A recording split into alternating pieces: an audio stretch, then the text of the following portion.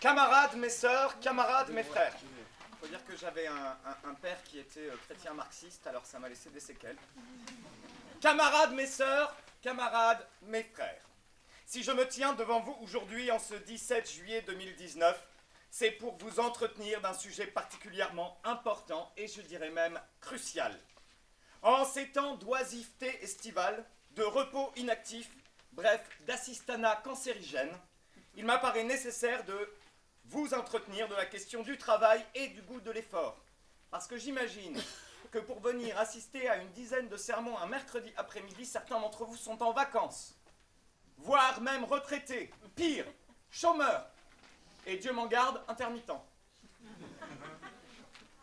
Il faut, nous dit Jupiter, redonner le goût de l'effort aux Français afin de lutter contre cette paresse maladive qui contamine toutes les couches de la société, à commencer par les profs, ces feignants bien connus qui ne font même pas 35 heures par jour et qui, en plus de ça, voudraient pouvoir user de leur droit de grève, on croit rêver. Le goût de l'effort, voilà ce qui manque à notre civilisation décrépite.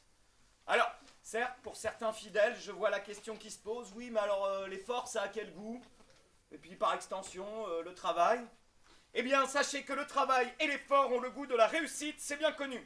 Et la réussite, ça a un goût de homard. N'importe quel ministre de l'écologie pourra vous le confirmer. Peut-être plus maintenant, mais ça devrait pas tarder. Et surtout, il faut cesser d'accorder quelque crédit que ce soit à cet Étienne de la Boétie, dont on ne fête absolument pas aujourd'hui le bicentenaire de la mort, ce qui est dommage, parce que ça m'aurait pas mal arrangé, ça m'aurait permis de surfer sur l'actualité, puis ça aurait donné un peu de poids à mon sermon, qui, reconnaissons-le, est déjà pas mal lourd. Oui, voilà, je pèse mes mots. Étienne de la Boétie, donc, a fustigé le lien de subordination qu'il appelait, en anarchiste anachronique, servitude volontaire. Et dont on sait aujourd'hui qu'il avait tort, puisque le lien de subordination ou la servitude volontaire existe encore, et que lui, pof, il est mort, c'est bien fait pour sa gueule. Le lien de subordination est ce que nous avons de plus sacré. D'ailleurs, n'est-il pas vrai que ce qui distingue l'homme de la bête, c'est sa fiche de paye? Comme aurait pu très justement le dire Alphonse Daudet, s'il n'avait pas été occupé à plagier un de ses potes qui lui-même a plagié Achille Mire pour écrire le curé de Cucugnan, comme nous l'a rappelé Henri Bougaud, ce qui prouve que finalement le travail finit toujours par payer.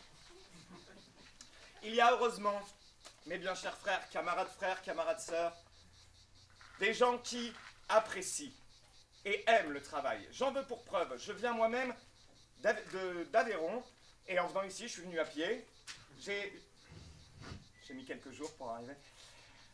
Je suis venu à pied et j'ai traversé une carrière où, sur le côté de la route, j'ai rencontré un premier tailleur de pierre qui, avec sa lourde masse, cassait des cailloux et il se plaignait, il se disait « Ah, le travail est dur, il est mal payé, il fait chaud, j'ai soif, j'en ai marre. » J'ai continué mon chemin pour arriver ici et j'ai vu un deuxième tailleur de pierre, un deuxième qui portait sa masse un peu plus haut et qui frappait avec un peu plus de cœur. Il frappait. Et quand je lui ai demandé pourquoi il y mettait plus de cœur, il disait « Oui, d'accord, le travail est dur, je casse des cailloux, c'est pas très intéressant. Oui, c'est assez mal payé, mais au moins, je nourris ma femme, je nourris ma famille, j'ai un toit au-dessus de la tête. » Et j'ai continué à avancer dans cette carrière. Et là, j'ai vu un homme en train de chanter avec sa masse et qui cassait des cailloux. Et il chantait, il était heureux. Alors je me suis arrêté, je lui ai dit, mais comment ça se fait? Comment ça se fait que toi, tu sois heureux alors que je viens de croiser deux hommes en train de se plaindre? Deux hommes en train de se plaindre sur le fait que c'est dur comme métier en plein soleil de casser des cailloux. Et il m'a dit, eux, je sais pas, mais moi, je construis des cathédrales. Voilà ce qui manque au travail en France. De la ferveur, de l'ardeur et des cathédrales, surtout depuis Notre-Dame. Mais je m'étais promis de ne pas en parler. Cela dit, Notre-Dame, ça va faire des emplois, c'est bénéfique, et puis ça répondra aux esprits chagrins qui disent qu'il n'y a plus de boulot en France. Oui, parce qu'il y a des gens, mais peut-être même parmi vous, qui disent qu'il n'y a plus de boulot en France et qui s'étonnent qu'on ait un ministère du travail qui s'échine à détruire l'emploi plutôt que d'en créer.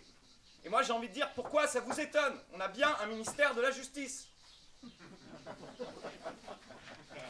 Et à tous ces mécontents, il faut rappeler cette start-up innovante qui a proposé cette année d'ubériser les manifestations. Maintenant, c'est ça l'avenir de l'emploi. Vous pouvez payer quelqu'un qui va aller manifester à votre place sur vos conditions de travail. Et pour pas cher.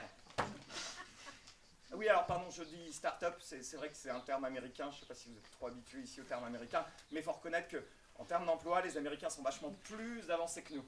Oui, c'est normal. En même temps, eux, ils ont Steve Jobs et nous, on n'a que Pôle emploi. Je vais abandonner là la chair, mesdames et messieurs, camarades frères, camarades sœurs. Mais pour vous donner le goût du travail, j'aimerais vous raconter cette parabole, la parabole des deux tailleurs. Ce sont deux tailleurs qui sont dans une cave sous la rue du Temple à Paris. Et ils passent 14 heures par jour à coudre des t-shirts que vous achèterez probablement à Decathlon, à CA. Ils s'échinent les yeux parce qu'il fait sombre dans la cave et puis ils cousent, puis à force de coudre, ils ont envie de causer. Donc l'un des deux dit à l'autre, bon, je sais pas, tu pars en vacances cette année? Oh non, je pars pas en vacances, je suis déjà parti l'année dernière. T'es parti en vacances, toi? Ouais, en Inde. T'es parti en Inde? Oui, je suis parti en Inde pour chasser le tigre du Bengale. Toi, t'es allé chasser le tigre du Bengale? Oui.